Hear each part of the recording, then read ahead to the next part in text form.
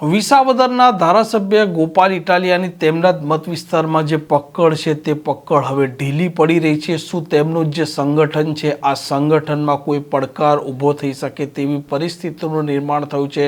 કેમ એકાએક જિલ્લાના પ્રમુખે આ વિસાવદર વિધાનસભાનું જે સંગઠન હતું તે સંગઠન તેમણે બરખાસ્ત કર્યું છે? વિગતવાર વાત કરવી છે શું છે મામલો તેની।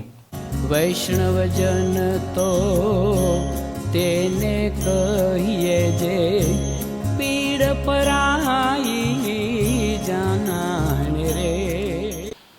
નમસ્કાર, આપ જોઈ રહ્યા છો નવજીવન ન્યૂઝ અને હું છું આપણી સાથે તોફિક ગાંચી। વિસાવદરની જે બેઠક હતી આ પેટા ચૂંટણી હાઈ પ્રોફાઇલ રહી હતી। ભારતીય જનતા પાર્ટીએ આ બેઠક જીતવા માટે તેમની પૂરેપૂરી તાકાત લગાવી દીધી હતી અને સામે હતા આમ આદમી પાર્ટીના ઉમેદવાર તરીકે ગોપાલ ઇટાલિયા અને અંતે આ હાઈ પ્રોફાઇલ જંગમાં ગોપાલ ઇટાલિયાની જીત થાય છે અને ત્યાર પછી ગુજરાતમાં કોઈ પ્રશ્ન ઉપસ્થિત થાય છે તે સમયે એક શબ્દ વધારે વપરાય છે અને તે શબ્દ છે વિસાવદરવાળી અને આ શબ્દ અત્યારે ગુજરાતમાં પ્રચલિત પણ થયો છે અને ભારતીય જનતા પાર્ટીના અનેક ધારાસભ્ય છે તેમના માટે પણ આ શબ્દ છે તે અત્યારે મુસીબત ઉપસ્થિત કરે છે। પરંતુ જે પ્રકારે આવનારા દિવસોમાં પાલિકા પંચાયતની ચૂંટણીઓ યોજાવાની છે અને વિસાવદર વિધાનસભાની બેઠક છે તેનું જે આમ આદમી પાર્ટીનું સંગઠન છે આ સંગઠન એકાએક બરખાસ્ત કરી દેવામાં આવ્યું છે અને જૂનાગઢના જિલ્લા પ્રમુખ હરેશ સાવલિયા છે તેમણે આ સંગઠન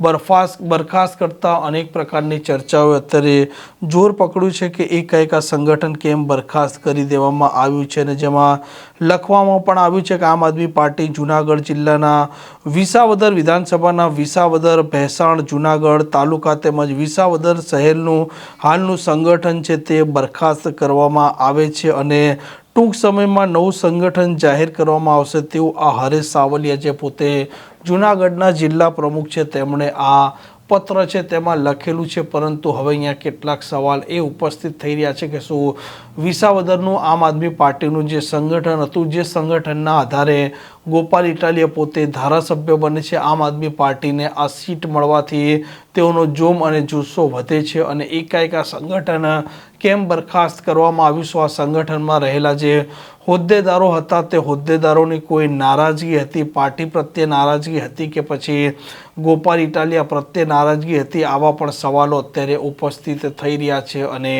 એકાએક ગુજરાતમાં અલગ કોઈ વિધાનસભા વિસ્તારમાં નહીં પરંતુ વિસાવદરનું જ આ વિધાનસભાનું જે સંગઠન છે તે કેમ બરખાસ્ત કરવામાં આવ્યું તેવી સવાલોએ અત્યારે અનેક પ્રકારની ચર્ચાઓ ઉપસ્થિત કરી છે અને ક્યાંક ને ક્યાંક શું ગોપાલ ઇટાલિયાના ગઢમાં જ હવે તેમની પાર્ટીના જ હોદ્દેદારો છે તે તેમના માટે પડકાર ઊભા કરી રહ્યા છે? આવો સવાલ પણ અત્યારે એટલો જ ઉપસ્થિત થાય છે।